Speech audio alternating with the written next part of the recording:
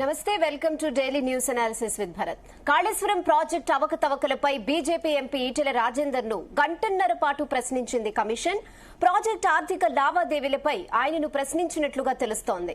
Commission కు పలు documents ను ఈటెల అందజేశారు. కేబినెట్ నిర్ణయాల మేరకే నిధులు విడుదల చేశామన్నారు ఈటెల. సాంకేతిక అంశాల గురించి తనకు తెలియదని కమిషన్ కు చెప్పారు. ఈటెల చేసిన ప్రకటనను బీజేపీ సమర్థిస్తుందో లేదో చెప్పాలన్నారు జగ్గారెడ్డి. ఇక విచారణలో అసలు ఈటెల ఏం చెప్పారు, కేసీఆర్ ను ఇరికించేలా ఈటెల ఏమైనా చెప్పారా అన్న చర్చ అయితే ఇప్పుడు సాగుతోంది. ఇదే విషయంపై Zee News chief editor Bharat analysis చేస్తారు. ముందుగా అసలు ఈటెల ఏమన్నారో ఒకసారి చూద్దాం. మమ్మల్ని అడిగిన ప్రశ్న ఏంటంటే, మీరు ఆర్థిక మంత్రిగా ఉన్నారు కదా, ఈ డిజైన్లతో, ఈ కన్స్ట్రక్షన్ తో, ఈ టెక్నికల్ ఆస్పెక్ట్ తో మీకు సంబంధం ఉందా అని చెప్పి అడిగిండ్రు. మాకు ఏమీ సంబంధం ఉండదు.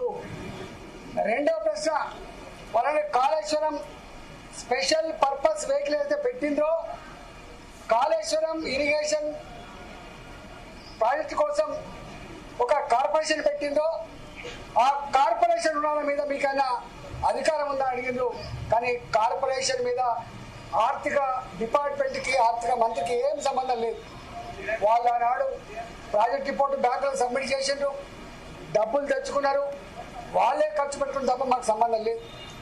అసలు ఒక్క మాటలో చెప్పాలంటే, ఇరిగేషన్ డిపార్ట్మెంట్ కు తోడుగా అనుబంధంగా వాళ్ళ దగ్గరనే ఒక అకౌంట్ డిపార్ట్మెంట్ ఉంటుంది, దానికి ఒక ఆడిట్ డిపార్ట్మెంట్ కూడా ఉంటుంది.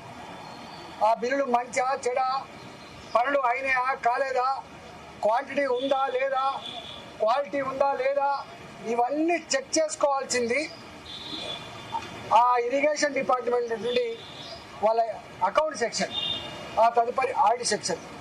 మా దగ్గరికి వస్తుంది. కాళేశ్వరం కార్పొరేషన్ కింద ఏ డబ్బులు అయితే ఉండడో వాళ్ళే నేరుగా పే చేసుకునే మాకు సంబంధం లేదు.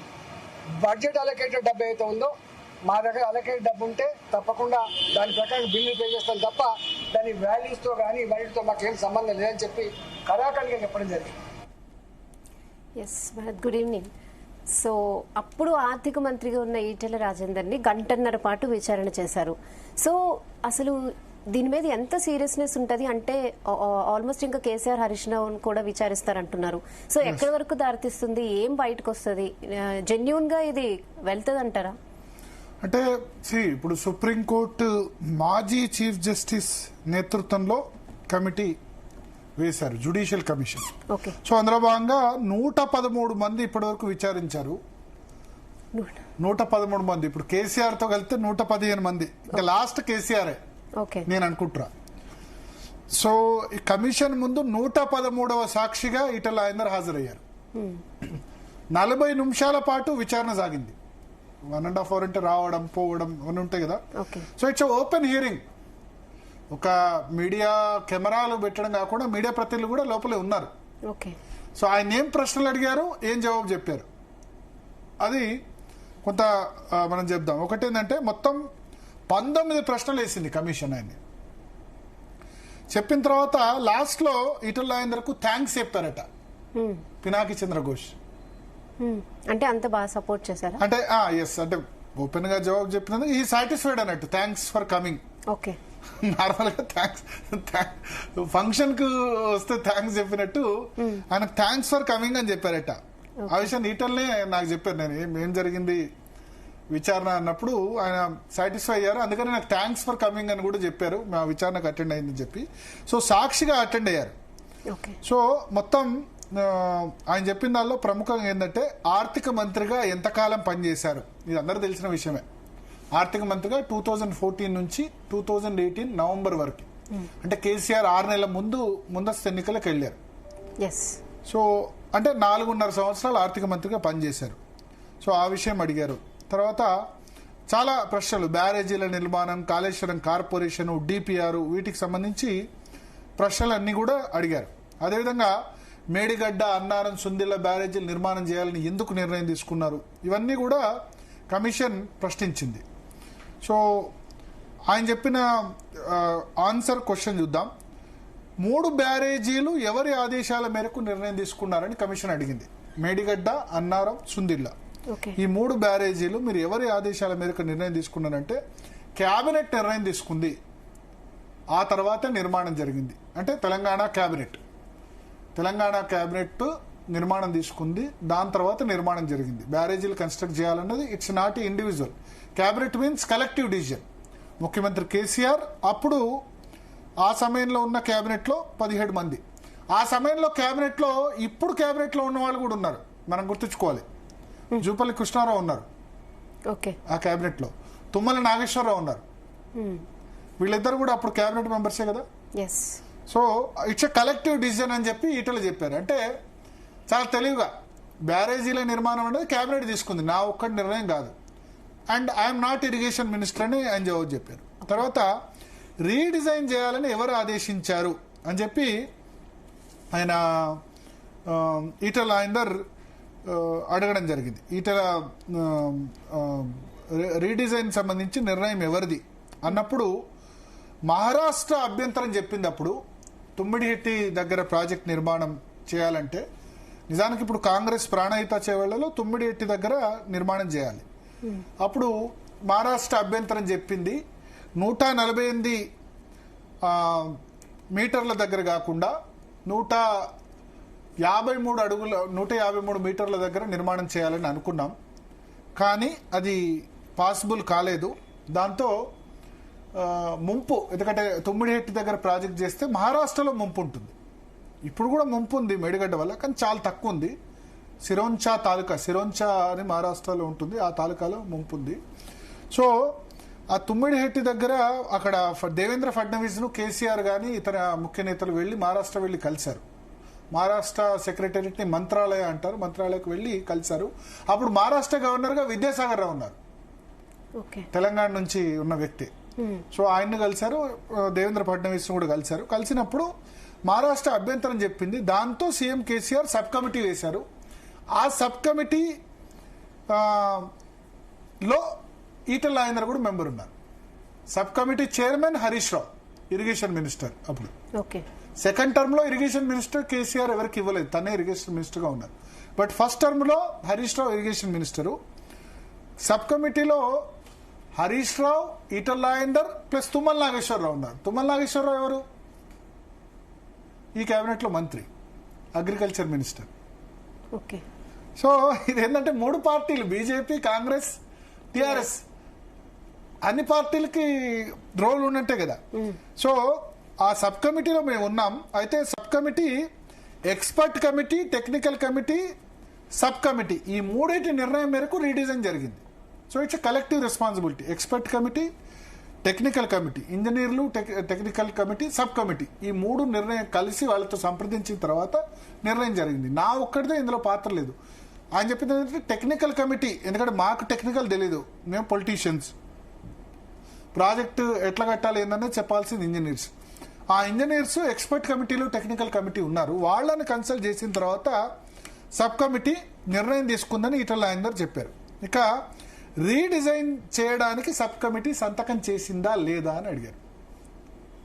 ఇది మేడిగడ్డ, అన్నారం, సుందిల్లా రీడిజైన్ అంటే ఈ 3 నిర్మించడం. కాళేశ్వరం ప్రాజెక్టు పూర్తిగా రీడిజైన్ చేశారు. అంతకుముందు స్టోరేజ్ కెపాసిటీ కేవలం 11, 15, 20 లోపు టీఎంసీలు ఉంటే ఇప్పుడు స్టోరేజ్ కెపాసిటీ చాలా పెంచారు, 136, 140 టీఎంసీలు దాకా ఉన్నట్టుంది.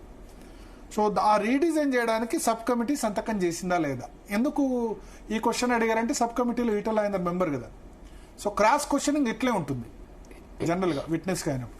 ఎస్, సబ్ కమిటీ సంతకం చేసిందని నేను చెప్పారు. అంటే సబ్ కమిటీ మెంబర్గా హరీష్ రావు సంతకం చేశారు, ఈటల రాజేందర్ చేశారు, తుమ్మల నాగేశ్వరరావు కూడా చేశారు. సో ఆ విధంగా జవాబు చెప్పారు. తర్వాత 3 బ్యారేజీల నిర్ణయం ఎవరిది? 3 బ్యారేజీలు అక్కడ కట్టకూడదని టెక్నికల్ కమిటీ రిపోర్ట్ ఇచ్చిందా అని ఈటలను అడిగారు. సో దాని మీద ఆయన చెప్పింది ఏంటంటే 3 బ్యారేజీల నిర్ణయం క్యాబినెట్ది, తెలంగాణ రాష్ట్ర క్యాబినెట్, అప్పుడున్న తెలంగాణ రాష్ట్ర క్యాబినెట్ ఇది. 3 బ్యారేజీలు కట్టకూడదని టెక్నికల్ కమిటీ రిపోర్ట్ ఇచ్చిందా అని అడిగారు. అంటే అప్పుడు దానికి ఈటల రాజేందర్ ఏం చెప్పారంటే టెక్నికల్ కమిటీ చాలా రిపోర్ట్లు ఇచ్చింది, ఒకటే కాదు, రకరకాల రిపోర్ట్ ఇచ్చింది. ఒకటి కట్టకూడదని చెప్పిన వాళ్ళు ఉన్నారు, కట్టమని చెప్పిన వాళ్ళు ఉన్నారు. ఇంజనీర్లో కూడా ఇప్పుడు భిన్నాభిప్రాయాలు ఉన్నాయి కదా, ఒక్కో ఇంజనీర్ది ఒక్క విధంగా ఉంది.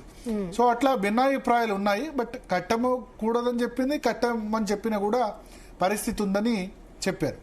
అట్లాగే డిపిఆర్ కోసం వ్యాప్కోస్ అన్నది కేంద్ర ప్రభుత్వ సంస్థ. ప్రాజెక్ట్ డిపిఆర్ అంటే డీటెయిల్డ్ ప్రాజెక్ట్ రిపోర్ట్. ఏ ప్రాజెక్ట్ అయినా కన్స్ట్రక్ట్ చేయడానికి ఏం చేస్తారంటే డీటెయిల్డ్ ప్రాజెక్ట్ రిపోర్ట్ అన్నది ఒకటి చేస్తారు. సో డిపిఆర్ కోసం వ్యాప్కోస్కి 597 లక్షలు అంటే 5,97,00,000 రూపాయలు ఇచ్చారా అని ఈటల రాజేందర్ని కమిషన్ అడిగింది. ప్రభుత్వం డబ్బులు ఇచ్చిందా అంటే ఈటల రాజేందర్ తెలియదు నాకు అని చెప్పారు దానికి ఆన్సర్. సో అంటే జనరల్గా ఇది జ్యుడిషియల్ కమిషన్ కాబట్టి ఒక కోర్టులో జరిగినట్టే ప్రొసీడింగ్స్ ఉంటాయి. సాక్షిగా మనం తెలుసు తెలీదు అవును కాదు ఇట్లా చెప్పినట్టే. తర్వాత ఈ డిపిఆర్కు అప్రూవల్ క్యాబినెట్లో ఇచ్చారా అని అడిగారు. ఎస్, డిపిఆర్కు అప్రూవల్ క్యాబినెట్లో ఇచ్చారు. అన్ని అనుమతులు కూడా క్యాబినెట్లో తీసుకున్నాం. Detailed project report. ఇప్పుడు ఏమైందంటే ఒక ఇండివిజువల్ వ్యక్తి నిర్ణయం తీసుకుంటే ఆ వ్యక్తి రెస్పాన్సిబిలిటీ అవుతుంది. క్యాబినెట్ అనేసరికి కలెక్టివ్ రెస్పాన్సిబిలిటీ అవుతుంది. సో ఏ నిర్ణయమైనా తీసుకునే అధికారం క్యాబినెట్కు ఉంటుంది. అప్పుడు ఏమైంది అంటే మీరు ఆన్సర్స్ చెప్పే పద్ధతి చూడండి. రేపు కేసీఆర్ వెళ్ళినా హరీష్ రావు వెళ్ళినా వాళ్ళు ఏ విధంగా ఆన్సర్ చెప్తారన్నది కూడా ఇక్కడ ఇంపార్టెంట్. క్యాబినెట్ అంటే కనుక కలెక్టివ్ రెస్పాన్సిబిలిటీ. ఒక ఇండివిజువల్ వ్యక్తి ఇప్పుడు క్యాబినెట్ అనుమతి లేకుండా ఏదైనా తీసుకున్నారనుకోండి, అప్పుడు వాళ్ళ మీద కేసు పెట్టవచ్చు.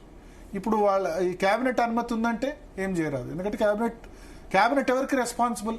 అసెంబ్లీకి. కేంద్ర క్యాబినెట్ ఎవరికి రెస్పాన్సిబుల్? పార్లమెంట్కి.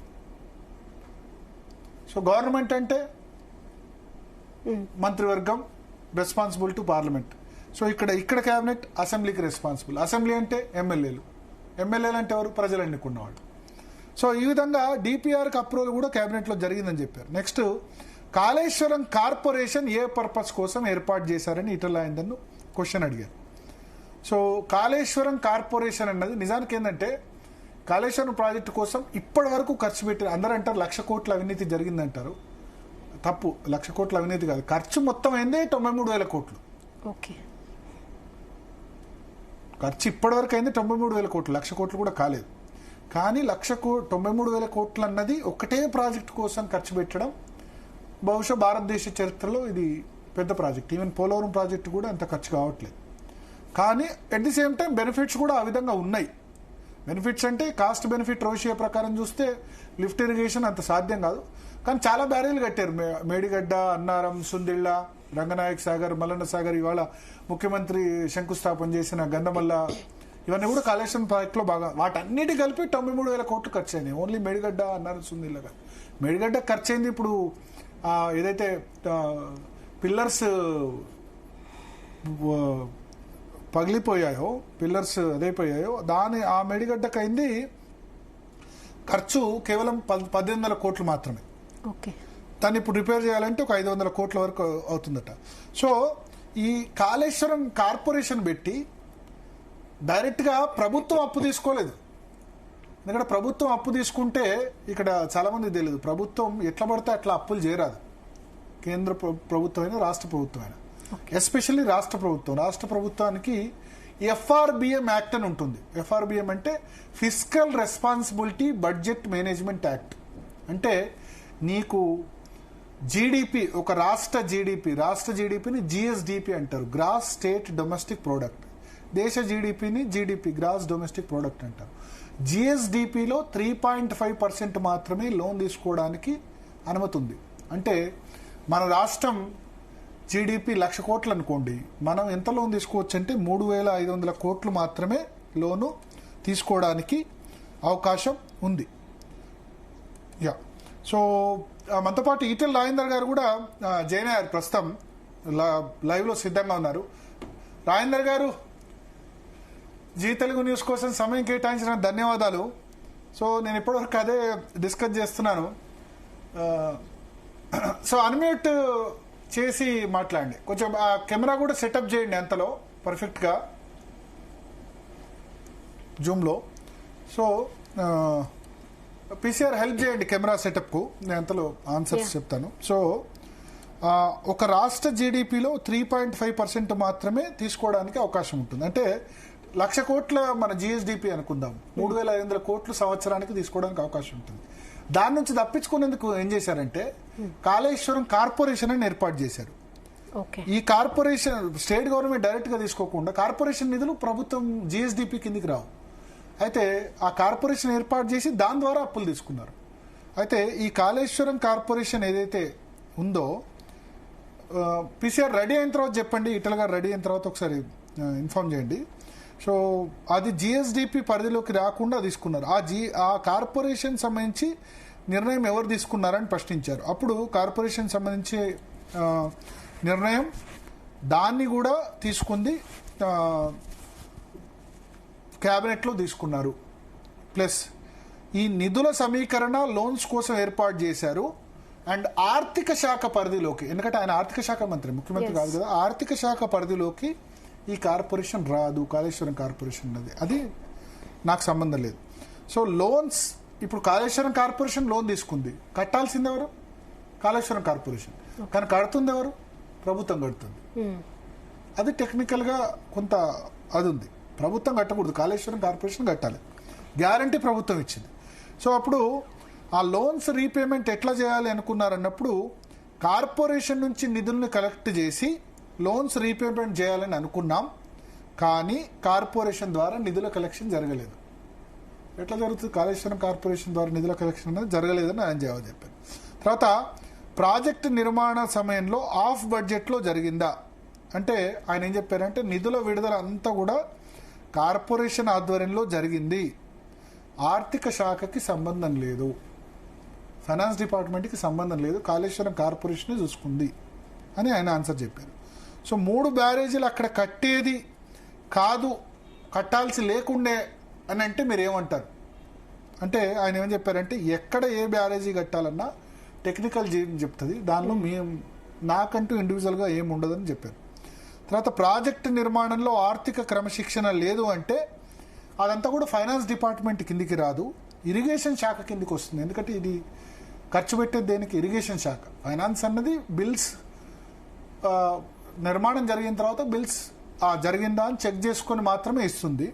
కాబట్టి ఇది నా పరిధిలోకి రాదంటూ కూడా ఆయన చెప్పిన పరిస్థితి. సో ఓవరాల్గా మనకు ఇప్పుడు అర్థమైన దాని ప్రకారం ఈటల రాజేందర్ అన్నిటికీ సమాధానాలు చెప్పారు. చెప్పిన తర్వాత థ్యాంక్స్ అని కూడా వాళ్ళు చెప్పిన పరిస్థితి మనకు కనిపిస్తుంది. సో ఒకసారి ఈటల రాజేందర్ గారిని తీసుకుందాం. రాజేందర్ గారు,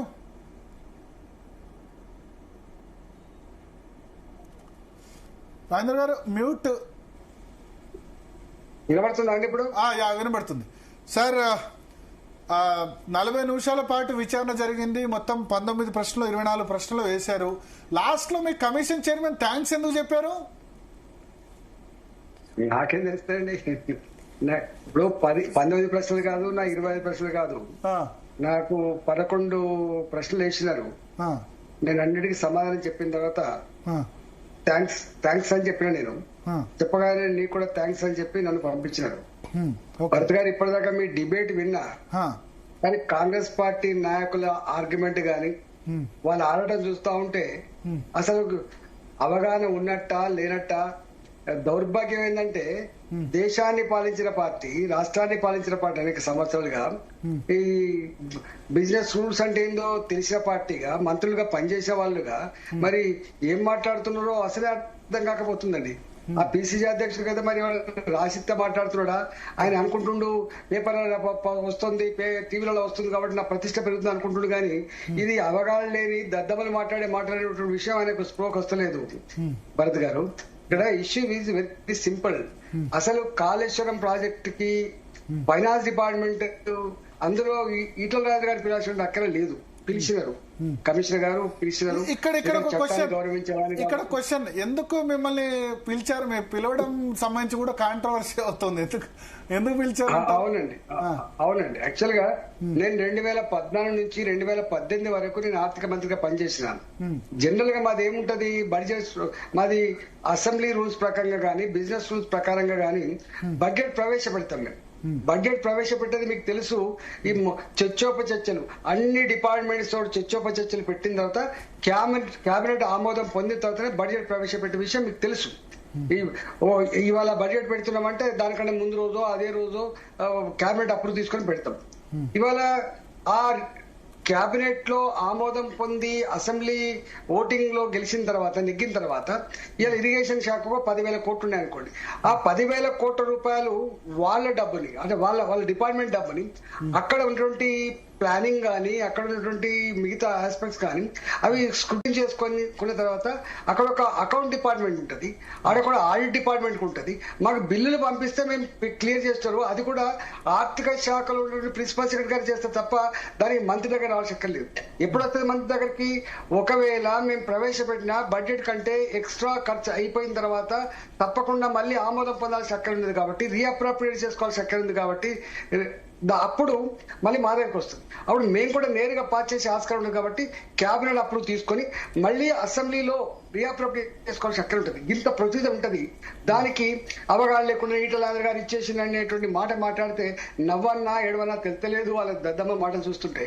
రెండవది ఏంటంటే ఇక్కడ భరత్ గారు వాళ్ళు అనుకుంటే పచ్చ కామెర్లోనికి లోకమంతా పచ్చగన్నట్టుగా ఇవాళలాగా ఇప్పుడు ఆర్థిక మంత్రి కుటుంబ సభ్యులు అందరు ఇన్వాల్వ్ అయ్యి 10% డబ్బులు ఇస్తేనే 6 నెలలు ఆగితేనే బిల్లు ఇచ్చే రోజులు కాదు.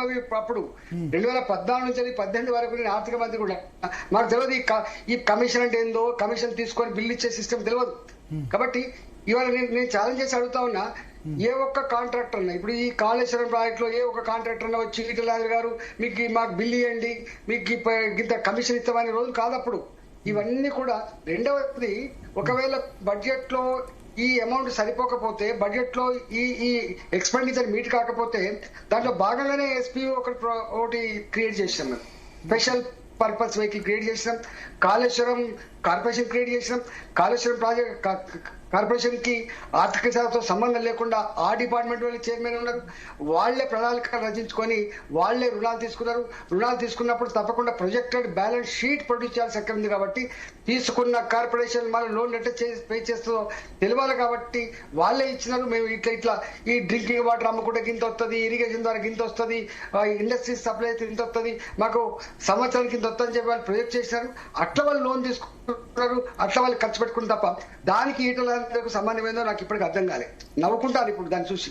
ఇవాళ నన్ను కూడా ఈ కమిషన్ హలో చెప్పండి సార్. ఇప్పుడు కమిషన్ కూడా చాలా సార్లు అడగాలని చెప్పి ప్రయత్నం చేసినారు. కానీ వారు ఎందుకో నేను చెప్పిన తర్వాత అసలు ఆ ప్లానింగ్ గానీ, డిజైనింగ్ గానీ, క్వాంటిటీస్ గానీ, క్వాలిటీస్ గానీ, లేకపోతే ఇతరత్ర గానీ మాకేం సంబంధం ఉండదండి. ఇప్పుడు ప్రాజెక్టు మెయింటెనెన్స్ అంతా కూడా వాళ్ళు చేసుకోవాల్సిన అంశం కదా.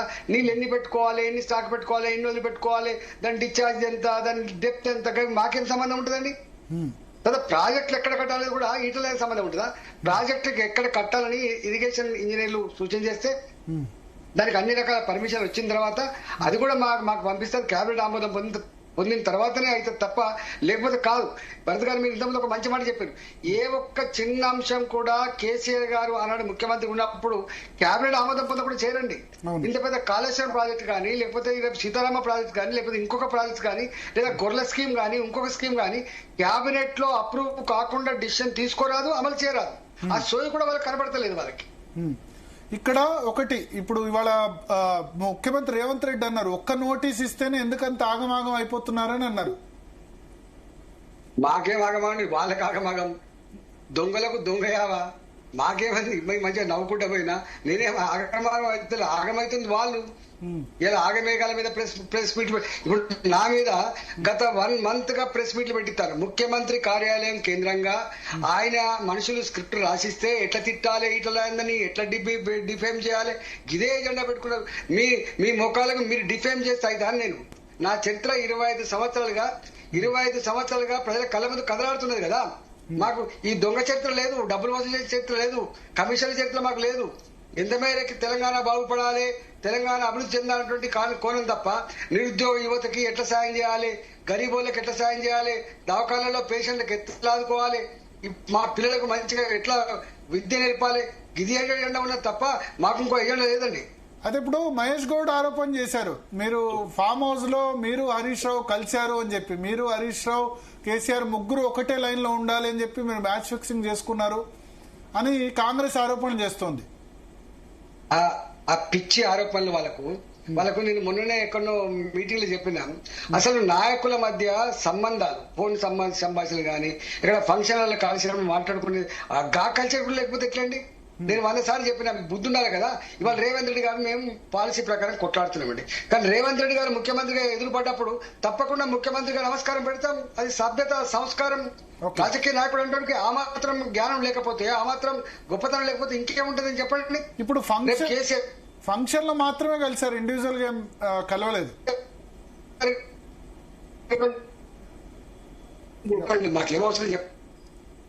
మాకేమవసరం చెప్పండి. ఓకే ఓకే, అంటే నా వాళ్ళకు వాళ్ళ ఇంటెలిజెన్స్ వ్యవస్థ ఏం చేస్తుందో, మంత్రి గారు వాళ్ళ ఇంటెలిజెన్స్ వ్యవస్థ ఏం చేస్తానట్టు మరి మీరు కలిసి పెట్టమని చెప్పండి. దమ్ముంటే మేము ఎక్కడ కలిసినామో, ఏ టైంలో కలిసినామో బయటపెట్టమని చెప్పండి. దమ్ముంటే మీకు అది తెలివి లేదు. ఓకే, సో అది వేక్ ఆరోపణ. అంటే షామీర్పేట ఫామ్ హౌస్ అని చెప్పారు కదా, షామీర్పేటలో ఎక్కడ ఫామ్ హౌస్ లో ఈటల గారు అందుకని అంటారు, చెప్పమని చెప్పండి. షామీర్పేట బయటపెట్టమని చెప్పండి. నువ్వు మొత్తం ఇప్పుడు ఈ ప్రభుత్వం కూడా ఫోన్ ట్యాప్ చేస్తుంది. నీ ఇంటెలిజెన్స్ కదా బలహీనంగా నాడుతున్నా నేను. బయటపెట్టమని చెప్పండి. మా ఫోన్ ట్యాప్ ఉంటే బయటపెట్టమని చెప్పండి. ఏ ఫామ్ హౌస్ లో కలుసుకున్నామో, ఎప్పుడు కలుసుకున్నామో దమ్ముంటే. అంటే మీరు హరీష్ రావు గారు ఇదివరకు నా పుట్టినరోజు సందర్భంగా మా ఇంట్లో కలిసినప్పుడు కూడా వివాదం అయింది. అప్పుడు కూడా ఆయన నేను 20 ఏళ్ళు కలిసి పనిచేసినాం, మీకు తెలుసు భగత్. ఆయన నేను 20 ఏళ్ళు కలిసి పనిచేసినాం. నేను ఫ్లోర్ లీడర్ గా, ఆయన డిప్యూటీ ఫ్లోర్ లీడర్ గా పనిచేసిండు తెలంగాణ ఉద్యమంలో. నేను రాజీనామా చేసినప్పుడు కేసీఆర్ గారు ఒక బాధ్యత చెప్పిండు, ఈటల రాజేందర్ గారిని ఎట్లా చేసి ఓడగొట్టమని చెప్పి. ఓడగొట్టడానికి ఆయన సర్వశక్తులు ఒడ్డిండు 6 నెలల కాలం పాటు. ఆయనకి ఎంత శక్తి ఉందో, ఎంత డబ్బు ఉందో, ఎన్ని పద్ధతులు ఉన్నాయో, ఎంత అధికారాన్ని వాడుకోవాలో అవన్నీ వాడుకొని నన్ను ఓడగొట్టడానికి ప్రయత్నం చేసిండు. కానీ ఆయనకు ఓటమి తప్పలేదు. నాకు కాదు, నాకు ప్రజలు మంచి విజయాన్ని కట్టబెట్టిండ్రు. అయినా దానికే మళ్ళీ సంబంధాలకి రేపు మళ్ళీ ఏమైనా అవకాశం వచ్చిందనుకోండి, ఆ పార్టీని ఓడగొట్టడానికి, నాకే సందర్భం వస్తే ఆయన ఓడగొట్టడానికి తప్పకుండా ప్రయత్నం చేస్తాయి. ఎందుకు చేయని చెప్పండి. ఈటలకు మ్యాచ్ ఫిక్సింగ్ ఉంటాయా? మీకుంటాయి మ్యాచ్ ఫిక్సింగ్లు, మీకుంటాయి దొంగ ఒప్పందాలు, మాకెందుకుంటాయండి? బాధ్యత మాట్లాడతాం, బాధ్యత కలుస్తాం, బాధ్యత యుద్ధం చేస్తాం అవసరం వస్తే తప్ప బేజాప్తా దొంగ పద్ధతులు మా నైజం మా ఒంట్లో, మా బ్లడ్ లో లేవండి భరత్ గారు. అదే ఈటలకు వ్యతిరేకంగా బీజేపీలోనే కుట్ర జరుగుతుంది అంటారు. ఇది కొద్దిమంది రేవంత్ కు సన్నిహితులైన నేతలు నోటీసులు ఇప్పించారు, రాష్ట్ర అధ్యక్ష పదవి రాకుండా కరెక్ట్ గా వచ్చే సమయంలో ఇది నోటీసులు ఇప్పించారు అంటున్నారు. భరత్ గారు గట్లాడి దాన్ని మా పార్టీలో చెప్తారు లేదా తప్ప మా పార్టీకి ఆ కర్మం పట్టిందండి. ఓకే, మీ పార్టీ ఓవరాల్ కాదు, మా పార్టీలో మా నేషనల్ పార్టీ హైకమాండ్, ఒక భరత్ గారు మా రాష్ట్ర హైకమాండ్ గాని మా నేషనల్ మొత్తం సమాచారం ఉంటుంది. ఎవరైతే పేగులు లెక్క పెడతారు, లేకపోతే దేశం నడుతుందండి భరత్ గారు. మేము ఎట్లా కనబడతాం? భారతీయ జనతా పార్టీ గిన్ని రాష్ట్రాలలో అధికారంలో ఉందంటే, భారతీయ జనతా పార్టీ దేశాన్ని పాలిస్తుందంటే, భారతీయ జనతా పార్టీ నాయకత్వంలో దేశ ప్రజలు గొప్ప ఎదుగుతుందంటే ఎంత సమాచారం ఉండాలి, ఎంత మెటికులస్ ఉండాలి, ఎంత షార్ప్ ఉండాలి. మమ్మల్ని పట్టుకొని వీళ్ళ మీద ఆధారపడాల్సిన కర్మ మాకుందా? వీళ్ళు ఏం చేస్తున్నాం మా పార్టీ తెలియదా? ఎవడు కుట్రదాల్లో మా పార్టీ తెలియదా అండి? గంత బలహీనంగా ఉంటాము మేము. అంటే ఇది రాష్ట్ర అధ్యక్ష పదవికి అడ్డంకేం కాదు ఇప్పుడు పిలవడం నోటీసులు ఇదన్నది. అసలు రాష్ట్ర అధ్యక్ష పదవి ఎవరికి ఇస్తారనేది నేను మాట్లాడుతున్నాను. ఎందుకంటే రాష్ట్ర అధ్యక్ష పదవి నేను డిస్కస్ చేస్తా. రాష్ట్ర అధ్యక్ష పదవి ఏ నాయకుడికి ఇవ్వాలి, ఎవరికి ఇవ్వాలి, ఎప్పుడు ఇవ్వాలి, ఎట్లా ఇవ్వాలి, అదంతా మా హైకమాండ్ చూసుకుంటుందండి. నేనేం కామెంట్ చేస్తాను దాని గురించి. ఓకే, సో ఒకటి వీళ్ళకు క్వశ్చన్ అడిగారు, రీడిజైన్ చేయడానికి సబ్ కమిటీ సంతకం చేసిందా లేదా అని చెప్పి. సో సబ్ కమిటీలో నేను ఇంతకుముందు చెప్పినట్టు మీరు మెంబర్ ఉన్నారు, హరీష్ రావు ఉన్నారు, తుమ్మల నాగేశ్వరరావు ఉన్నారు, ముగ్గురు ఉన్నారు. 3 పార్టీల్లో ఉన్నారు ఇప్పుడు, ముగ్గురు 3 పార్టీలు. ఇప్పుడు ఒక మాట భరత్ గారు, ఎప్పుడన్నా క్రిటికల్ ఇష్యూస్ వచ్చినప్పుడు గానీ, ఏదన్నా డీప్ గా ఆలోచించి నిర్ణయాలు తీసుకునేటప్పుడు, ఇంత ఇన్వాల్వ్మెంట్ ఉన్నప్పుడు తప్పకుండా ఏ పార్టీ అయినా ఏ ప్రభుత్వం అయినా కూడా మంత్రివర్గ ఉపసంఘాలు ఇస్తుంది. ఇప్పుడు నేనున్నప్పుడు హౌసింగ్ మీద ఒక మంత్రివర్గ ఉపసంఘం ఉండే, తర్వాత ఇరిగేషన్ మీద ఒక మంత్రివర్గ ఉపసంఘం ఉండే. ఇంకోటి ఏంటంటే ఏ ఆర్థిక పరమైన ఇన్వాల్వ్మెంట్ ఉన్నా కూడా ఆర్థిక మంత్రిని తప్పకుండా కమిటీలో మెంబర్ గా పెడతారు. ఇక్కడ కూడా నన్ను మెంబర్ గా పెట్టిండ్రు. వాళ్ళు చెప్పినారు తుమ్మిడి హట్టి దగ్గర కడితే గిట ఉంటది అని చెప్పి దాని అంతా ఎవిడెన్సెస్ అంతా మాకు ప్రొడ్యూస్ చేసిన తర్వాత మేము మంత్రివర్గ ఉపసంఘానికి వచ్చిన తర్వాత మంత్రివర్గ ఉపసంఘం ఆ నిష్ఠాలతో చర్చోపచర్చలు పెట్టి ముఖ్యమంత్రి గారి సూచనలు సలహాలు తీసుకొని మేము ఒక రికమెండేషన్ ఇస్తాం. రికమెండేషన్ ఇచ్చిన తర్వాత మళ్ళీ క్యాబినెట్ పోతుంది. క్యాబినెట్ ఆమోదం పొందిన తర్వాతనే ఇది రూపం దిద్దుకుంటుంది తప్ప అప్పటిదాకా రూపం దిద్దుకునే ఆస్కారం. ఎందుకు సంతకాలు పెట్టాం? సంతకాలు పెట్టింది మంత్రివర్గ ఉపసంఘాలు ఉంటాడా అండి? చెప్పండి. సంతకాలు పెట్టడానికే కదా, నమ్మకం ఉంటేనే కదా, ఇప్పుడు ఆలోచిస్తేనే కదా. ఇప్పుడు ఇది మేడిగడ్డ కూలిన తర్వాత మీకు ఏమనిపిస్తుంది? అది అక్కడ రీడిజైన్ చేయడం కరెక్ట్ అనిపిస్తుందా కాదనిపిస్తుందా? అది వాళ్ళు చెప్పాలి, నేను చెప్తా. అది ఎందుకు కూలిపోయిందో, ఎందుకు కుంగిపోయిందో, ఎందుకు బీటలు వారిందో అదంతా చెప్పాల్సింది వాళ్ళు కాదు. నేనే ఎక్కడ చెప్తా. ఎక్కడ కట్టాలి, ఎట్లా కట్టాలి, దాని డిజైన్స్ ఏంది, దాని క్వాలిటీ ఏంది, దాని క్వాంటిటీ ఏంది, రేపు ప్రాజెక్ట్ మేనేజ్మెంట్ ఏంది, ఇవన్నీ చూసుకోవాల్సింది వాళ్ళు కదా. భరత్ గారు ఇరిగేషన్ డిపార్ట్మెంట్ వాళ్ళంటే ఇరిగేషన్ అది ఏముంటది? వాళ్ళు పిలిచి మాకు చెప్పినప్పుడు ఇలా ఆర్థికంగా ఎక్కువ తక్కువ ఖర్చు పెట్టకుండా మంచి ప్రాజెక్ట్ కట్టి 4 కాలాల పాటు ఉండి 4 లక్షల ఎకరాలకు 5 లక్షల ఎకరాలకు ఎక్కువ నీళ్ళు ఇవ్వాలని ఆలోచన ఉంటుంది తప్ప, మంచి సక్సెస్ కావాలని చూస్తుంది మంత్రివర్గ ఉపసంఘం తప్ప. దానికంటే భిన్నంగా ఏం ఆలోచిస్తుంది చెప్పండి? అంటే వాళ్ళంటే ఎవరు ఇక్కడ? Irrigation department overall responsibility. తప్పకుండా ఏది ఏమైనా ఒకటి మాత్రం సత్యం అండి, ఇవాళ అన్ని విషయాల పట్ల మంత్రులకు అవగాహన ఉండదు. ఇవాళ నేను హెల్త్ మినిస్టర్ అనుకోండి, హెల్త్ కు సంబంధించిన అవగాహన అంతా కూడా హెల్త్ మినిస్ట్రీ లో పనిచేస్తున్న అధికారులకు ఉంటది. వ్యవసాయ మంత్రిత్వ శాఖలో పనిచేసే వ్యవసాయం గురించి అవగాహన ఉంటది. ఇవాళ ఆర్థిక మంత్రిగా నాకు అవగాహన ఉంటది. కానీ ఇరిగేషన్ శాఖలో పనిచేసే ఇంజనీర్లకు మధ్య అంత టెక్నికల్ ఇష్యూస్ కాబట్టి, మీకు తెలియని ఏముంది, టెక్నికల్ ఇష్యూస్ కాబట్టి వాళ్ళకు మాత్రమే అవగాహన ఉంటదండి. వాళ్ళకి ఇంకా పైన సంస్థలు ఉంటాయి, ఒకటి సిడబ్ల్యూసీ అని ఉంటది, ఒకటి వ్యాప్కోస్ అని ఉంటది, ఇంకా అనేక రకాల సేఫ్టీ డ్యామ్ సేఫ్టీ అథారిటీస్ అని ఉంటాయి.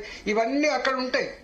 వాళ్ళు నిష్ఠాతో చర్చలు జరుపుకొని మాకు అప్డేట్ చేయాల్సి ఉంటది. వాళ్ళు అయ్యా మీకు ఇక్కడ లెటర్ రాసినాం, అక్కడి నుంచి సమాధానం వచ్చింది అని చెప్పి వాళ్ళు చెప్పాలి కదా మాకు. దాన్ని బట్టి మేము నిర్ణయిస్తాం కదా. ఓకే, సో వాళ్ళ బేసిస్ ఆధారంగా నిర్ణయం తీసుకో. అయితే కాళేశ్వరం కార్పొరేషన్ గురించి వస్తుంది. కార్పొరేషన్ ఏర్పాటు చేయాలంటే బిజినెస్ రూల్స్ ఏం చెప్తున్నాయి? ఫైనాన్స్ డిపార్ట్మెంట్ పర్మిషన్ అవసరమా? ఏది ఏర్పాటు చేయాలన్నా కూడా పర్మిషన్ అవసరం ఉంటది. ఎందుకంటే దానికి గ్యారంటీ ఇవ్వవలసింది ప్రభుత్వం కాబట్టి, ప్రభుత్వం అంటే గ్యారంటీ ఇచ్చేది ఫైనాన్స్ మినిస్ట్రీ కాబట్టి తప్పకుండా ఉంటదండి. ఓకే, సో మరి అక్కడ దాని గురించి మిమ్మల్ని కమిషన్ ప్రశ్నించినట్టుంది. కాళేశ్వరం కమిషన్ మరి రీపేమెంట్ కెపాబిలిటీ లేకుండా ఎందుకు పర్మిషన్ ఇచ్చారు అని చెప్పి, అది కట్టే పరిస్థితి. ఆనాడు బ్యాంకులకు ప్రొజెక్టెడ్ బ్యాలెన్స్ షీట్ ప్రొడ్యూస్ చేస్తున్నప్పుడు ఇవాళ తాగే నీళ్ళ ద్వారా ఇంత కలెక్ట్ చేస్తాం, మేము ఇండస్ట్రీస్ కి నీళ్ళు సప్లై చేస్తే ఇంత వస్తుంది, ఈ వ్యవసాయం ద్వారా ఇంత మాకు ఆదాయం వచ్చే ఆస్కారం ఉంది, దేర్ ఫోర్ మేము కట్టగలమని చెప్పి చేస్తే లేదు. బ్యాంకు రుణాలు ఇవ్వవు, గుర్తుపెట్టుకోండి. ఇవాళ ఏ కార్పొరేషన్ కూడా, ఇలా ఆర్టీసీ కార్పొరేషన్ కావచ్చు, సివిల్ సప్లైస్ కార్పొరేషన్ కావచ్చు, ఇరిగేషన్ కార్పొరేషన్ కావచ్చు, లేదా మిషన్ భగీరథ కార్పొరేషన్ కావచ్చు, ఏ కార్పొరేషన్ అయినా కూడా ప్రభుత్వ గ్యారంటీ లేకుండా రుణం ఇవ్వదు. కానీ ఇవాళ సివిల్ సప్లైస్ అనుకోండి, దానికి వడ్లు కొంటాం, మళ్ళీ అమ్ముతాం కాబట్టి డబ్బులు వస్తాయి కాబట్టి పేమెంట్ చేస్తాం. ఇలా ఆర్టీసీ ఉంది, లాస్ అవుతుంది, ఆ సంస్థ పే చేయనప్పుడు గవర్నమెంటే దానికి ఇంత డబ్బు ఇచ్చి పే చేస్తుంది. అదొక ఎంత చెప్పినప్పటికి కూడా వాళ్ళకు తెలుసు, మాకు తెలుసు, రేపటి వచ్చే వాళ్ళకు కూడా తెలిసి ఏంటంటే ప్రభుత్వం గ్యారంటీ ఇచ్చినప్పుడు ఆ సంస్థ విఫలమైనప్పుడు డబ్బు కట్టవలసిన బాధ్యత ప్రభుత్వాన్నే ఉంటది. నేను ఒక మాట్లాడుతున్న భర్త గారు, ఇవాళ ఎక్కడన్నా ఒక లోన్ తెచ్చుకుంటారు ఒక ప్రైవేట్ వ్యక్తి, దాని గ్యారంటీ అని చెప్పి పెట్టించుకుంటారు. ఒకవేళ ఆ ఓనర్ కట్టకపోతే ఈ గ్యారంటీ ఎవరైతే పెట్టిండ్రో, ఎవరైతే ఇంట్లో జాగాలో కుదబెట్టిండ్రో మరి జప్తు చేసిన సందర్భాలు లేవా భరత్ గారు? చెప్పండి. గా మాత్రం ఇంకిత జ్ఞానం ఉండదు వీళ్ళకు? గవర్నమెంట్ కదా ఇది. ఇంకా నువ్వు కట్టకపోతే నువ్వు రిజర్వ్ బ్యాంక్ ఆఫ్ ఇండియా నుంచి మనకు వచ్చే ట్యాక్స్ డెవల్యూషన్ కావచ్చు, లేదా రేపు జిఎస్టీ కంపెనీ కావచ్చు, లేదా జిఎస్టీ ట్యాక్స్ కావచ్చు, అక్కడనే పట్టేసుకుంటారండి, గుర్తుపెట్టుకోండి. ఆగను కూడా ఆగదు. ఓకే, అయితే మీరు అన్ని క్వశ్చన్స్ కి ఆన్సర్ చెప్పారు, ఒక్కటే చెప్పలేదన్నారు. వ్యాప్కోస్ కోసం 5.97 కోట్లు కట్టారా, ఇచ్చారా లేదా అంటే తెలీదు అని చెప్పారు. మిగతా అంటే నాకు ఆ నంబరు ఆ డేట్ నాకు ఐడియా లేకుండే, మీరు అడిగితే నేను తప్పకుండా పంపిస్తా అని చెప్పచ్చు, పంపిస్తాను. మిగతా అన్ని క్వశ్చన్స్ కూడా ఆన్సర్ చెప్పారు, దీనికి ఒక్కటే దానికి లేదు అని చెప్పారు. తర్వాత వాళ్ళు 1,00,000 కోట్ల గురించి మాట్లాడుతున్నారు కదా, 1,00,000 కోట్ల కుంభకోణం అని చెప్పి మాట్లాడుతున్నారు కదా, 500 కోట్ల రూపాయలు నాకు గుర్తులేదు కాబట్టి చెప్పలేదు. 5 కోట్లే ఉన్నట్టుంది. భరత్ గారు ఒక మాట, నేను వీళ్ళని ఎందుకు వేయడానికి, వాళ్ళని ఎందుకు వేసుకురావడానికి, లేదా అంతకుముందు వాళ్ళతో 20 సంవత్సరం సంబంధం ఉంది కాబట్టి మెత్తకుండా ఈ పిచ్చి మాటలు బంద్ చేసి, ఇవాళ నేనేమన్నా తెలుసా అండి, మీరు అంతకు ముందు కూడా విద్యుత్ కొనుగోలు విషయంలో కమిషనర్ అంటే వేసిండ్రు, మీరు అంతకు ముందు ఈ ఫోన్ ట్యాపింగ్ మీద ఏదో ప్రగల్భాలు పలికిండ్రు, ఇంకా ఏదో చేస్తా అని చెప్పిండ్రు, ఇంతవరకు ఏం జరగలేదు. ఇప్పుడు దీని విషయంలో కూడా నువ్వు కమిషన్ వేసి ఇప్పటికే 6 సార్లు అయిపోయింది ఎక్స్టెన్షన్, 7వ సారి కూడా ఇచ్చినావు, సంవత్సరాలు గడిచిపోయింది, 3 నెలల్లో చేస్తా అన్నది సంవత్సరాలు గడిచిపోయింది. అసలు నీ ఉద్దేశం ఏంది? కేవలం బట్టగాల్చి మీదేసి పబ్బం గడుపుకునే చిల్లర ప్రయత్నం చేస్తున్నావా?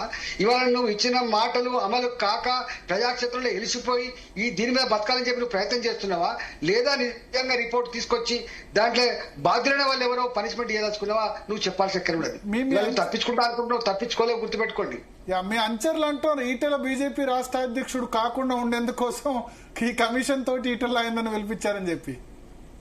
మా పార్టీకి అంత బలహీనంగా ఉండదు భరత్, నేను గంత బలహీనంగా లేను, మా పార్టీ కూడా గంత బలహీనంగా ఉండదు. అయితే నేను గంత పవర్ మాంగని కాదు భరత్ గారు, నీకు తెలుసు నేను ఏం తక్కువ అనుభవించిన భరత్ గారు. నేను 2002లో పార్టీలో జాయిన్ అయినప్పటి నుంచి 2021 వరకు అన్ని పొజిషన్, జిల్లా అధ్యక్ష పదవి చేసిన, నేను రాష్ట్ర లెవెల్లో పనిచేసిన, 4 పిల్లర్లలో ఒక పిల్లర్ గా పనిచేసిన, 2 సార్లు పార్టీ ఫ్లోర్ గా పనిచేసిన, మొట్టమొదటి ఆర్థిక మంత్రిగా పనిచేసిన, కష్టకాలంలో ప్రజలంతా ఏడుస్తున్నప్పుడు కరోనా మంత్రిగా పనిచేసిన, మళ్ళీ ఎంపీగా పనిచేసిన, గిన్ని పదవులు అనిపించిన నాకు ఇక గిది కావాలి గది కాక చిన్నగా ఉంటుంది నా భరత్ గారు. ప్రజలు నిజంగా అవకాశం ఇస్తే, పార్టీ నిజంగా అవకాశం ఇస్తే పనిచేస్తా నేను సైనికుల్లాగా. గంత పవర్ మాంగర్ కాదు భరత్ గారు. నేను ఒక మాట చెప్పిన, నేను ఒక ఎథిక్స్ వాల్యూస్ తో కూడుకున్న వాడిని కదా భరత్ గారు. నీకు తెలిసి నన్ను 25 ఏళ్ళుగా మీరు చూస్తాను ఢిల్లీలో గానీ ఇక్కడ గానీ, మేము గంత పవర్ మాంగర్స్మా? లేనోడికి తెలుస్తుంది. ఇలా ఎమ్మెల్యే కారణం తెలిస్తే ఎమ్మెల్యే కావాలని చెప్పి, మంత్రి కారణం తెలిస్తే అన్ని అనుభవించిన తర్వాత ఉద్యమ సందర్భంలో 2 సార్లు ఆ పార్టీకి ఫ్లో లీడర్ గా చేసిన అనుభవం ఉన్నది. నా ఉపన్యాసాలు ఇప్పటికి కూడా ఉంటాయి, చూడండి. రాజశేఖర్ వర్సెస్ నేను, రోషయ్య వర్సెస్ నేను, కిరణ్ కుమార్ రెడ్డి గారు వర్సెస్ నేను, నా ఎన్ని ఉపన్యాసాలు ఉంటాయి చూడండి. తెలంగాణ తల ఎక్కడ పెట్టుకుంటావు రాజేంద్ర అన్నాడు వైఎస్ రాజశేఖర రెడ్డి. ఎక్కడ తల పెట్టుకుంటావు రాజేంద్ర అన్నాడు. రూపాయి కూడా ఇచ్చేది లేదని కిరణ్ కుమార్ రెడ్డి అన్నాడు. ఇవన్నీ అసెంబ్లీలో. భరత్ గారు, నా వయసుకి, నాకున్న 25 ఏళ్లకు, నాకు తెలంగాణ గర్భంలో, తెలంగాణ ప్రజల హృదయాల్లో దక్కాల్సినంత చోటు దక్కింది భరత్ గారు. టాప్ పోస్ట్ ఉంటుంది కదా, చీఫ్ మినిస్టర్ చేయాలని ఉంటది కదా అన్ని చేసినప్పుడు. అరే మనం అనుకుంటే ఇద్దా భరత్ గారు? నేను అనుకుంటే కాదండి, ప్రజలు అనుకోవాలి. ఒక్కోసారి పార్టీ అనుకుంటే కూడా కాదు, ప్రజలు భారతీయ జనతా పార్టీ గెలిపించాలని చెప్పి అనుకుంటే, మా పార్టీ మళ్ళీ గిన ముఖ్యమంత్రి చేయాలనుకుంటే అప్పుడైతే తప్ప ఈ 2 సింక్రనైజ్ కాకుండా ఇట్లా గారు ముఖ్యమంత్రి కావాలనుకుంటున్నాడు అయితే రాండి భరత్ గారు. ఇప్పుడు ఉంటుందా? ప్రజాస్వామికమైన పార్టీ కదా. ఇప్పుడు మీ విచారణ అయిన తర్వాత కాంగ్రెస్ అంతా ప్రెస్ కాన్ఫరెన్స్ పెట్టి ఏం చెప్తున్నారంటే, కేసీఆర్ ను డిఫెండ్ చేశారు ఈటెల రాజేందర్, వీళ్ళు ముగ్గురు ఒకటే అనుకున్నారని చెప్పి కొద్దిసేపటి క్రితం నుంచి వాళ్ళ Congress party press conference start అయినాయి. అవగాహన ఉన్నోడు, జ్ఞానం ఉన్నోడు, బిజినెస్ తెలిసినోడు మాట్లాడు, అట్లా మాట్లాడు.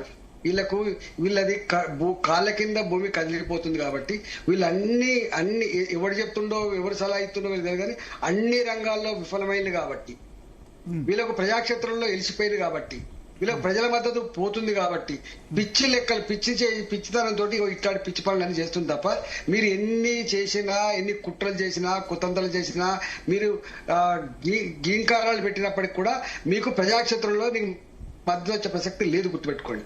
మేము 100% భారతీయ జనతా పార్టీ గారి బీఆర్ఎస్ పొందబెట్టాలి, మేము కాంగ్రెస్ పార్టీ కూడా పొందబెట్టాలి. మేము అనుకోవట్లే పొందబెట్టాలని చెప్పి. ప్రజలు ఏమనుకుంటున్నారు? 9.5 సంవత్సరాలు పాలించిన ఈ బీఆర్ఎస్ పార్టీ కావచ్చు, ఇవాళ 18 నెలలుగా పాలిస్తున్న కాంగ్రెస్ పార్టీ కావచ్చు, వీళ్ళ నైజం ఏందో, వీళ్ళ కథ ఏందో మాకు అర్థమైపోయింది కాబట్టి 2 పార్టీల బొంద పెట్టాలి, అది బీజేపీతో మాత్రమే సాధ్యమైందని చెప్పి వాళ్ళు అంటారు కాబట్టి ఒక కర్తవ్యంలో మేము ఉన్నాం భరత్ గారు. బీఆర్ఎస్ మీద ఎందుకు తక్కువ తిడుతున్నారు ఈ మధ్య? ఇదివరకు బాగా బీఆర్ఎస్ తిట్టేవాళ్ళు ఇప్పుడు తిట్టట్లేదని అంటున్నారు. ఇవాళ అధికారం ఉన్నోడు ఎవరండి? ఇలా ఇందిరమ్మ ఇల్లు ఇవ్వాలి, ఇందిరమ్మ ఇల్లు ఇవ్వాలంటే నిన్నోడు చెప్తుండు కాంగ్రెస్ పార్టీ నాయకుల కాళ్ళు మొక్కుతాడే ఇందిరమ్మ ఇల్లు. నీ అబ్బా జాగిరా కొడుకా ఏం మాట్లాడుతున్నావు అంటున్నా నేను. ఇలా కాంగ్రెస్ పార్టీ మా దగ్గర ఇల్లు కలిపోతే ఇగో నువ్వు పోయి కాంగ్రెస్ పార్టీ నాయకులు కాళ్ళు మొక్కుపో, నీకు ఇత్తడు పో అంటారు. నీ అబ్బా జాగిరా, ఇది రికార్డు ఉంది మా దగ్గర. ఇట్లాంటివన్నీ కూడా నీ కమిటీలు వేసుకొని నువ్వు చేస్తున్నావు, నీ జాగిరి కాదు కదా. 10% ఇస్తే నువ్వు బిల్లులు ఇస్తావు, నీ జాగిరా ఇది. ఇదేం పద్ధతి? ఓకే. సో ఇప్పుడు మీరు కమిషన్ విచారణలో కేసీఆర్ కి అయితే క్లీన్ చిట్ ఇవ్వలేదు, అదే వాస్తవం కాదు.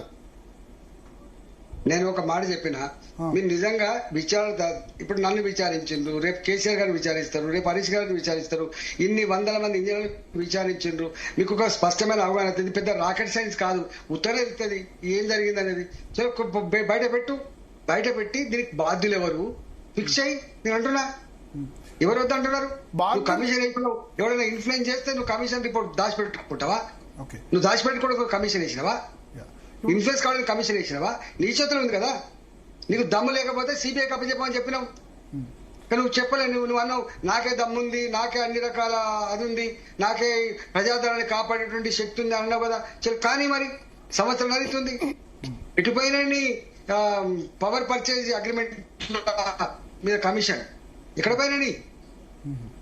పోయిందని ఫోన్ ట్యాపింగ్ ఇష్యూ నేను అడుగుతున్నా. సార్ ఫోన్ ట్యాపింగ్ సంబంధించి మాట్లాడారు కాబట్టి చెప్తారు, మీ ఫోన్ కూడా ట్యాప్ అయింది అన్నారు, నిజమేనా? అప్పుడు ఆ సమయంలో నా ఫోన్, నా భార్య ఫోన్ ట్యాప్ అయింది, నా పిల్లల ఫోన్ ట్యాప్ అయింది. నేను చెప్తానే ఉన్నా కదా, ఎవరి ట్యాప్ కాదు, డ్రైవర్ల ఫోన్ కూడా ట్యాప్ అయినాయి. ఓకే.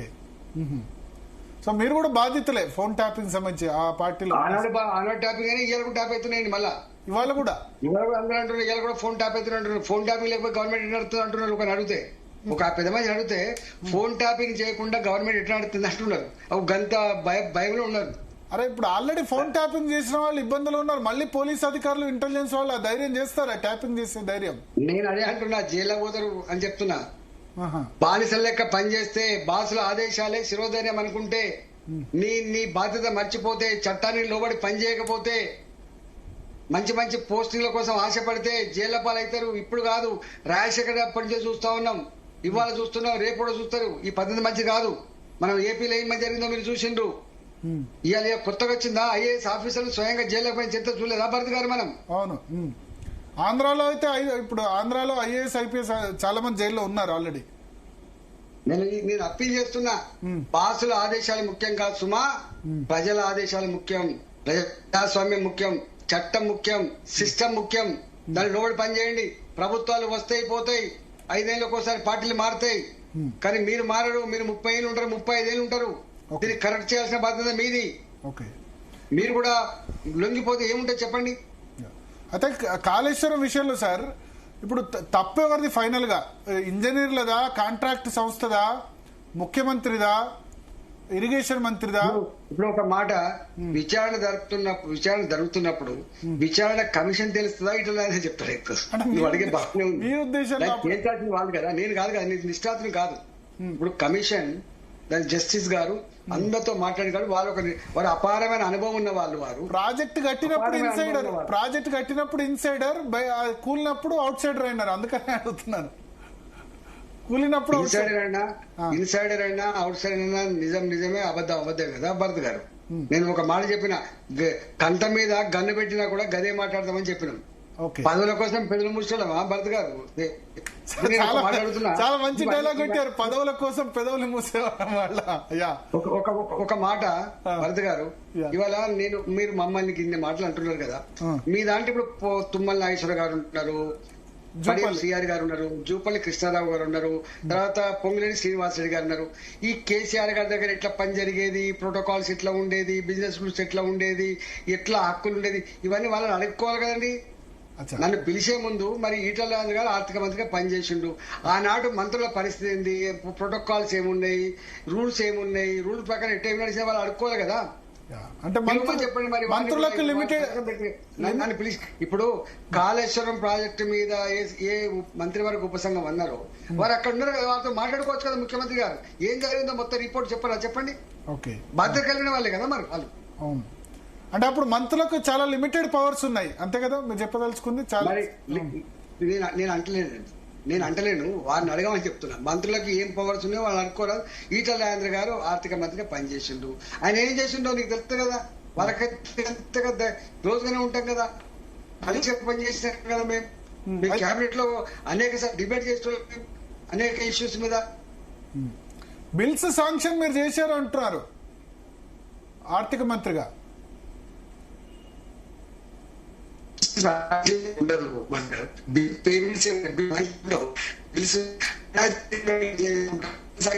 ఆర్థిక మంత్రి ఎప్పుడు వస్తారు? ఆర్థిక మంత్రిగా ఒకవేళ అలొకేటెడ్ బడ్జెట్ అయిపోయి ఎక్స్ట్రా ఎక్స్పెండిచర్ అయితే దాన్ని మళ్ళీ శాంక్షన్ చేయాలంటే తప్పకుండా పర్మిషన్ తీసుకోవాల్సి. ఆ పర్మిషన్ క్యాబినెట్ లో పెట్టి తీసుకోవాలి. ఆ పర్మిషన్ రీఅప్రోప్రియేషన్ మీకు తెలుసు కదండి, బడ్జెట్ మళ్ళీ పెట్టేటప్పుడు రీఅప్రోప్రియేషన్ చేసుకోవాల్సి ఎక్కడ ఉంటుంది. ఇట్లా ఒక్కటి ఇయ్యడు పో అని చెప్పి గ్రాంటెడ్ మాకు ఆ బిజినెస్ రూల్స్ ఉందో. Okay okay. అయితే ఒకటి ఇప్పుడు దీంతో కొంత కోరిలేటెడే బట్ కాకపోవచ్చు. ఇప్పుడు కవిత బీఆర్ఎస్ బీజేపీలో విలీనానికి సిద్ధం అని చెప్పి ఆమె ఆరోపించిన పరిస్థితి, బీఆర్ఎస్ బీజేపీ కలిసి నడుస్తున్నాయని చెప్తున్నారు. బీజేపీ పార్టీకి ఆ అవసరం లేదు, గుర్తుపెట్టుకోండి. మేము స్ట్రీట్ ఫైట్ చేస్తున్నాం కాదు, స్ట్రైట్ ఫైట్ చేస్తాం. మేము ఇవాళ ఇన్ని రాష్ట్రాల్లో పవర్లోకి వచ్చినాం, ఇన్ని రాష్ట్రాల పవర్ లో ఉన్నాం. మేము దేశాన్ని పాలిస్తున్న పార్టీ. ఇలా సౌత్ ఇండియాలో తెలంగాణ తప్పకుండా రేపు భారతీయ జనతా పార్టీ గెలుస్తా అని చెప్పి మొత్తం ఏ సర్వే చూసినా తెలుస్తా ఉంది. మాకేం కర్మ పట్టిందండి వాళ్ళతో. చాలా విలీనం చేసుకున్నారు మహారాష్ట్రలో, షిండే అట్లా చాలా పార్టీలు విలీనం చేసుకున్నారు కదా. అజిత్ పవార్ పార్టీ ఈడీ కేసులు పెట్టి అట్లా సేమ్ చేసుకునే ప్రయత్నం చేశారని కవిత ఆరోపిస్తున్నారు. అది వారిని అడగండి కానీ తెలంగాణలో అవసరం లేదండి. కేసీఆర్ కూడా మీతో ఫ్రెండ్లీ, అవకాశం లేదు. కేసీఆర్ మీతో ఫ్రెండ్లీ ఉంటున్నారు, సభలో కూడా మనం మాట్లాడలేదని ఆమె ఆరోపించారు. అది వారిని అడగండి, నేను ఎట్లా చెప్తా చెప్పండి. అంటే ఆమె మీ పార్టీ మీద విమర్శ చేస్తున్నారు, అందుకని అడుగుతున్నా. ఇప్పుడు ఏం చెప్పమంటావు భరత్ గారు, 10 సంవత్సరాల సీడీలు తీయండి. మోడీ గారి గురించి కేసీఆర్ ఏం మాట్లాడిండో, మోడీ గారి గురించి కేటీఆర్ ఏం మాట్లాడిండో, ఆ కామెంట్స్ విన్న తర్వాత మోడీ గారు హట్టై ఏం మాట్లాడిండో అవన్నీ ఉన్నాయి కదా. అంటే అదంతా కూడా హుజురాబాద్ ఎలక్షన్ తో చేంజ్ అయింది. Before Huzurabad election friendly, Etela Rajender join అయిన తర్వాతనే చేంజ్ అయింది అంటున్నారు కదా. అట్లేం లేదండి, ఇంతకుముందు కూడా ఉన్నాయి. తప్పు హుజురాబాద్ ఎలక్షన్ వల్లే ఆగ్రహం, బీజేపీలో జాయిన్ చేసుకోవడం ఈటల వల్లే కేసీఆర్ కోపం వచ్చింది. అందుకని అప్పటి నుంచి బీఆర్ఎస్ పెట్టి మోడీని తిట్టడం స్టార్ట్ చేశారన్నారు కదా. అట్లా ఇదంతా తప్పు భరత్ గారు, అంతకుముందు నుంచే కూడా ఉంది. అంతేనా? మోడీ ఏంది, గీడీ ఏంది, నీకు కేంద్రం ఏంది? మంచిగా ఉంటే ఆయుష్మాన్ భారత్ ఎందుకు అమలు చేయలేకపోయినాం ఇక్కడ? ఎందుకు ఇలా మిగతా వాటి విషయంలో అనేక విషయాల్లో కేంద్ర ప్రభుత్వం ఏంది, మాకు లేవా? మాకే బొచ్చనంత ఆస్తున్నది, మేమే రిచెస్ట్ స్టేట్, మేమే అన్ని చేసుకున్నామని చెప్పిండు. మరి ఏం ముఖం పెట్టుకుని వస్తున్నారని చెప్పిండు, ఏమి ఇచ్చినా వస్తున్నారని చెప్పిండు. ఎన్ని మాట్లాడిండండి వాళ్ళు 2021 కంటే ముందు కూడా మాట్లాడిండండి. ఓకే. సో ఇప్పుడు కవిత తిరుగుబాటు చేయడం వల్ల బీజేపీకి ఆపర్చునిటీయా సార్ తెలంగాణలో? తెలియదండి మాకు. ఇష్యూస్ లో మేమేం తల చూస్తాం, మాకేం అవసరం? వాళ్ళ లాభం వరకు నష్టం వరకు వాళ్ళ పార్టీకి ఎరక, మాకేం తెలుసు. అంటే మీరు అప్పుడు ఆ సంఘటనలన్నిటికీ సాక్షిభూతం కదా, అనేక వాడికి సాక్షిభూతం ఉండవు కదా భరత్ గారు. ఫ్యామిలీలో గొడవలకు సంబంధించి అప్పుడు కొద్దిమంది క్వశ్చన్ చేస్తున్నారు, గులాబీ జెండా కోనర్ అంటే ఈటల రాజేందర్ ను పంపించేశారు పార్టీలో, కవిత మీద ఎందుకు చర్యలు తీసుకోవట్లేదని. మీరు అడగండి వారిని, నేనేం అడుగుతా. అంటాను కింద జనం అంటాను, ఈటలకు ఒక న్యాయం వారికి ఒక న్యాయం అంటున్నారు. నేను పట్టించుకోవట్లేదు, అది వాళ్ళ ఇష్టం కదా. అది వాళ్ళ సొంత పార్టీ లెక్కనే కదా, ప్రొప్రైటరీ కన్సర్న్ లెక్క ఉంటది కదా పార్టీ. అది జాతీయ పార్టీ కాదు కదా, ప్రజాస్వామ్య లక్షణం ఉండవు కదా. నా పార్టీ అంటాడు, నా ఇష్టం అంటాడు, నేను ఎవరైనా ముఖ్యమంత్రి చేసుకుంటా అంటాడు, ఎవరైనా తీసేస్తా అంటాడు, ఎవరైనా చేంజ్ చేసుకుంటా అంటాడు. అది వాళ్ళ ఇష్టం కదా. రీజనల్ పార్టీలలో అది ఉంటాయి కదా, మీకు తెలియదు ఏముంది. మరి ఇవన్నీ తెలిసి కూడా మీరు గులాబీ జెండా కోనర్ అన్నారు, అందుకనే పంపించేశారు. ఒక్కటి గుర్తుపెట్టుకోండి, గ్రామీణ ప్రాంతంలో ఉన్న కార్యకర్త కూడా ఈ జెండా నాదానికి పోతే జెండా బతకదు, గుర్తుపెట్టుకోండి. నాడు ఆ జెండాకు 10 రూపాయలు ఖర్చు పెట్టి జెండా కొనుకొచ్చుకొని, దానికి ఒక 5 రూపాయలు పెట్టి కొబ్బరికాయ పట్టుకొచ్చుకొని ఆ జెండా పాతినాడు ఆ ఊర్లలో వీడేందు, ఇదేం జెండరు, వీడెవరు, ఇది ఎక్కడి నుంచి వచ్చిండ్రు అని చెప్పి అవమానపరిచినాడు. ఆ గుండెలకు కత్తుకున్న వాళ్ళు 1,00,000 మంది కార్యకర్తలు భరత్ గారు. ఓకే. తెలంగాణను గుండెల కచ్చుకుని 1,00,000 మంది ఉన్నారు. వాళ్ళు కనుక ఈ జెండా నాది అనుకోకపోతే జెండా మిగలేదు కదా. వీళ్ళ భారతీయ జనతా పార్టీలో కూడా భారతీయ జనతా పార్టీ అంటే మోడీ గారిదే కాదు, భారతీయ జనతా పార్టీ అంటే నడ్డా గారిదే కాదు, లక్షల మంది కార్యకర్తలు నాయకులు ఆ జెండా కోసం సిద్ధాంతం కోసం ప్రాణాలు అర్పిస్తున్నటువంటి వాళ్ళు కోకొలండి. అందరు కలిస్తేనే, అందరి త్యాగ ఫలితమే, అందరి శ్రమ ఫలితమే జెండా ఆ పార్టీ, గుర్తుపెట్టుకోండి. కొంత పెద్దోడు కింద ఉన్న కార్యకర్త కూడా జెండా కొండరే. ఓకే. ఆ కార్యకర్తల తరపున మీరు అప్పుడు వాయిస్ వినిపించారు. ఈ జైన్ ఇప్పుడు కూడా మా కార్యకర్త ఏ పార్టీలో కార్యకర్తలే కదా, కార్యకర్తలే పునాదిరాలు కదా. వాళ్ళు కనపడది, పునాదిరాలు కనపడతాయి ఇంటికి భరత్ గారు. పునాదిరాలు ఎప్పుడు కనపడనట్టే కార్యకర్తలు కూడా కనపడరు. కింద ఉండే మోస్తుంటారు వాళ్ళు, పార్టీని మోస్తారు, జెండాను మోస్తారు. జెండాను పీకెత్తే రక్తం ఒడుతాడు అక్కడ. ఓకే. ఓకే. సో ఇప్పుడు కేసీఆర్ కవిత మీద చర్యలు తీసుకుంటారా లేదా? మీరు ఆయన మనసెరిగిన వ్యక్తి, చాలా దగ్గరగా చూసిన వ్యక్తి, మీకంటే నేను మొన్ననే ఒకసారి ఇక్కడ చెప్పిన, ఒకసారి ఆయన తిక్కు పెట్టుకున్నాడు వద్దనుకుంటే బ్రహ్మదేవుడు కూడా అతుకు పెట్టలే ఇంతవరకు అయితే. మరి ఆమెను అతుకు పెట్టుకుంటలేదు నాకు తెలియదు. మరి కుటుంబం రక్త సంబంధం విషయంలో ఏమైతే తెలియదు ఇప్పటిదాకా. ఇప్పుడు నరేంద్ర భాయ్ సాబ్ ఉన్నాడు, ఇన్నయ్య గారు ఉన్నారు, విజయశాంతి గారు ఉన్నారు, నేనున్నా, మా రెహమాన్ లాంటి ఉన్నాడు, కొల్లలుగా ఎంతమంది బయటికి పోయి మీకు ఎరక. మరి ఈ వీరి విషయంలో ఏమైతే వేచి చూడాలి. రక్త సంబంధికుల మినహాయింపు ఉంటుందా ఉండదా? అంటే మేము అనుకున్నాం రక్త సంబంధం కంటే కూడా వర్గ సంబంధం గొప్పదా అనుకున్నాం. కానీ ఇప్పుడు తెలియాలి ఈ రక్త సంబంధం గొప్పదా వర్గ సంబంధం గొప్పదా తెలుస్తుంది. కవితను ఆహ్వానిస్తారా మీ పార్టీలోకి వస్తే గనక? ఇప్పుడు బయటకు వచ్చేటట్టున్నారు. తెలియదండి నాకు, నేను కాదు కదా. మీకు మంచి సంబంధాలు ఉన్నాయి కదా, అంటే పర్సనల్ గా వ్యక్తిగతంగా కవిత అందరితో భరత్ ఇప్పుడు నీతో మాట్లాడగలుగుతా, నేను ఎదురు పడితే రేవంత్ రెడ్డి గారితో కూడా మాట్లాడగలుగుతా, రేపు కేసీఆర్ గారితో కూడా అసలు నాయకులు అంటే ఎంత బ్రాడ్గా ఉండాలి భరత్ గారు, ఎంత సంకుచితం అయిపోయింది వ్యవస్థ. నిజంగా అంటే రాజకీయ నాయకులు శత్రులాగా చూసుకుంటారు, ఒకరితో ఒకరు మాట్లాడే సిస్టమ్ ఉండకూడదు. Bad practice which is implemented by KCR. This is not fair for democracy. Okay. మంచిది కాదు, గుర్తుపెట్టుకోండి. కేంద్ర స్థాయిలో ఇట్లా లేదు, అందరు ఫంక్షన్లకు పోతారు, అది చేస్తారు, కలుస్తారు. మొన్న నేను పార్లమెంట్ లో ఒక మాట సంఘటన చూసిన, చెప్పాలి ఇప్పుడు ఈ సందర్భంగా. ఫస్ట్ థర్డ్ టైం మోడీ గారు గెలిచి ప్రమాణ స్వీకారం అయిపోయిన తర్వాత రాష్ట్రపతి గారి ప్రసంగం మీద జవాబు చెప్పాలి. జవాబు చెప్పడానికి మోడీ గారు లేచిండ్రు. మొత్తం 230-20 మంది ఆ ప్రతిపక్ష ఎంపీలంతా చుట్టుముట్టిండ్రు. చుట్టుముట్టి చివరికి ఆయన బ్లాక్ చేసిండ్రు. అంటే నిబంధనలకు విరుద్ధంగా, ప్రజాస్వామ్యానికి విరుద్ధంగా అవమానపరుస్తూ, అంటే ఆ సభను అవమానపరుస్తూ, ప్రధానమంత్రి చైర్ను అగౌరవపరుస్తూ చుట్టుముట్టమే కాకుండా ఇంకా ఫోటో కనపడకుండా కూడా ఇట్లకి 2 అట్ట ఎగిరితే మోడీ గారు చేసిన పని తెలుసా అండి? మీరు ఇంత అలసిపోయినరు, ఇవో మంచినీళ్ళు తాగమని చెప్పి తన కోసం పెట్టుకున్న మంచినీళ్ళ సీసా వాళ్ళకి ఇచ్చి మీరు తాగి మళ్ళీ అరవండి బిడ్డ అన్నారు. That is the culture of BJP. That is the broadness of the Modi. గుర్తుపెట్టుకో, దట్ ఈస్ మోడీ. గది ప్రజాస్వామ్యం. ఇక్కడ పెట్టు, మంచినీళ్ళు తాగి పెట్టు. ఇక్కడ ఆ సన్నివేశం మీరు ఎప్పుడైనా చూడండి, కనబడుతుంది మీకు. చూసారు, అందరు టీవీలో చూసారు అది. సో మొత్తానికి యాక్షన్ కవిత మీద ఉండకపోవచ్చు, రక్త సంబంధికులు కాబట్టి. తెలియాల్సింది ఉంది ముందు. సో పార్టీలో ఆహ్వానించడం అయితే ఉండదు బీజేపీలో గానీ. నేను ఎవరినండి ఆహ్వానించడానికి, నేను చిన్న మనిషిని. మీరే కాబోయే అధ్యక్షులు అంటారు, కాబోయే అధ్యక్షులు అంటారు బీజేపీకి. ఏదో ఇండియా పాకిస్తాన్ వార్ కారణంగా డిలే అయింది, లేదా ఇంకా రకరకాల కారణాలు, లాస్ట్ జూలైలోనే అపాయింట్ కావాలి, డిలే అయిపోయింది అని చెప్తున్నారు చాలా మంది. తెలియని విషయం గురించి ఎప్పుడు చెప్తానా భరత్ గారు? నేను తెలిస్తే చెప్తా. ఎవరు వచ్చినా స్వాగతిస్తారా అధ్యక్షులుగా? 100%. అంతేనా? ఏమో ఈటలకు వ్యతిరేకంగా మిగతా క్యాంపులన్నీ ఏకమైన వేరే వాళ్ళ పేర్లు చెప్తున్నారు అంటారు. తప్పుడు ప్రచారం, శత్రువులు చేసే ప్రచారం. మేము అంటే మా ఎదుగుదల చూసి ఓరోలేని వాళ్ళు చేసే ప్రచారం. ఈటలకు ప్రతిపక్షాల్లో ఎక్కువ మిత్రులు ఉన్నారు, పార్టీలో ఎక్కువ శత్రువులు ఉన్నారు అంటారు. సొంత పార్టీలో అంతటా మిత్రులే ఉన్నాయి, నాకు శత్రువులు లేరు ఇప్పటిదాకా. అనుకోలేదు మీరు ఆ విధంగా. ఇప్పుడు ఇంతకండి ఇదే ముఖ్యమంత్రి రేవంత్ రెడ్డి గారు సభలో ఒకసారి నా గురించి కామెంట్ చేసిన విషయం ఉంటే చూసుకోండి. రాజేంద్ర గారు మీరన్నా కొంత ఇట్లాంటి రెక్టిఫై చేయాలి కదా అని చెప్పేది.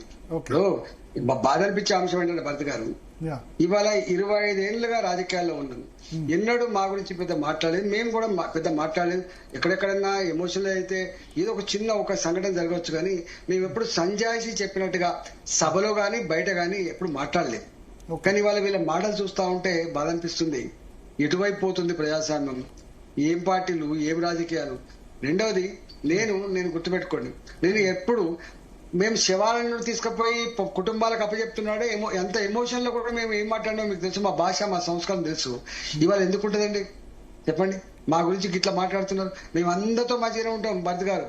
మేము 25 ఏళ్లలో నేర్చుకున్నది రాజకీయాల్లో పర్మనెంట్ శత్రువులు లేరని, పర్మనెంట్ మిత్రులు లేరని, అందరితో కలిసిమెలిసి ఉండడమే రాజకీయ నాయకుల కర్తవ్యం అని చెప్పి నేర్చుకున్నాడమండి. మేము in the interest of people పనిచేస్తాం తప్ప in the interest of family పనిచేయమండి. Okay. So thank you Etela Rajender గారు, మీ అమూల్యమైన సమయం ఇచ్చినందుకు. కాళేశ్వరం కమిషన్ విచారణలో కూడా దాదాపు అన్ని ప్రశ్నలకు సమాధానం చెప్పారు. చివరిలో ఇంట్రెస్టింగ్ గా న్యాయమూర్తి పిసి ఘోష్ థ్యాంక్స్ అంటూ ఈటెల రాజేందర్ కూడా జవాబు చెప్పారు. So thank you Etela Rajender గారు జీ తెలుగు న్యూస్ కోసం సమయం ఇచ్చినందుకు. సో మొత్తానికి రెహానా ఇవాళ అక్కడ జ్యుడిషియల్ కమిషన్ ముందు అటెండ్ అయ్యారు ఈటెల రాజేందర్. తర్వాత మనకు కూడా చాలా విస్తృతంగా దానికి సంబంధించిన ఆన్సర్ చెప్పారు. Plus political scenario, current political scenario గురించి కూడా తన అనుభవాలు మొత్తం కూడా షేర్ చేసుకున్నారు. కేసీఆర్ సంబంధించి ఎక్కడ కూడా తను సమర్థించే ప్రశ్న లేదు.